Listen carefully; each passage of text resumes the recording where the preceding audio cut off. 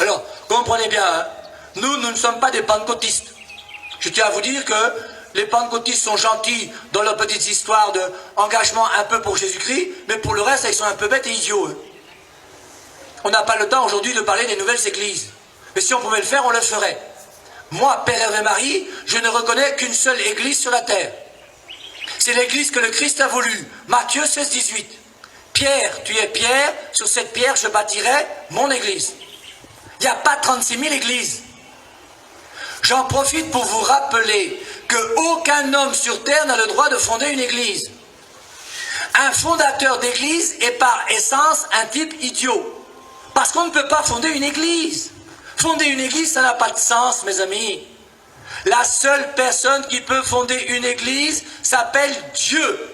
Et l'église n'a été voulue que par Dieu. Et le seul Dieu qui a fondé une église s'appelle Jésus. En dehors de l'église de Jésus, il n'y a pas d'autre église sur la terre. Tout le reste est du boucan. On vous trompe.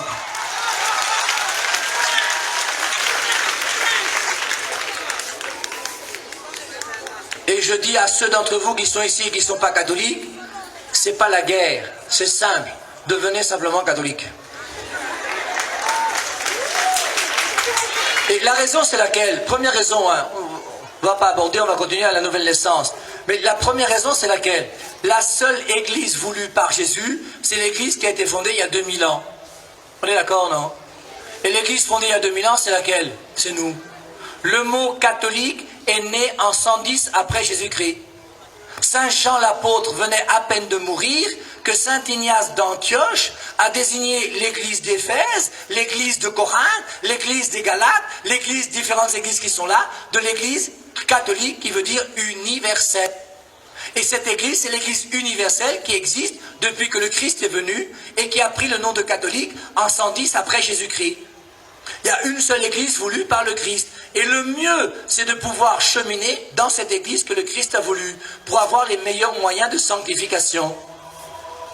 Mais plus important que le problème des églises et des dénominations, même s'il est bon de réfléchir sur les dénominations et sur la vérité par rapport à l'enseignement du Christ, la chose la plus importante, c'est d'abord de donner sa vie à Jésus. Et vous avez des protestants qui ont donné leur vie à Jésus. Vous avez des pentecôtistes qui ont donné leur vie à Jésus. Et toute personne qui a donné sa vie à Jésus est mon frère. Et c'est pour ça que dans notre église catholique, il y a ce qu'on appelle l'œcuménisme. Et l'œcuménisme, c'est essayer de faire que tous ceux qui ont donné leur vie au Christ puissent se retrouver ensemble pour prier le même Jésus. Nous avons le même Nouveau Testament avec 27 livres. Avant de commencer à s'engueuler les uns les autres, essayons de mettre en commun ce qu'on peut mettre en commun. Et c'est pour ça que l'Église favorise toutes les approches possibles avec des frères chrétiens qui ont reçu un même baptême, qui croient dans le même Christ et dans le même Nouveau Testament.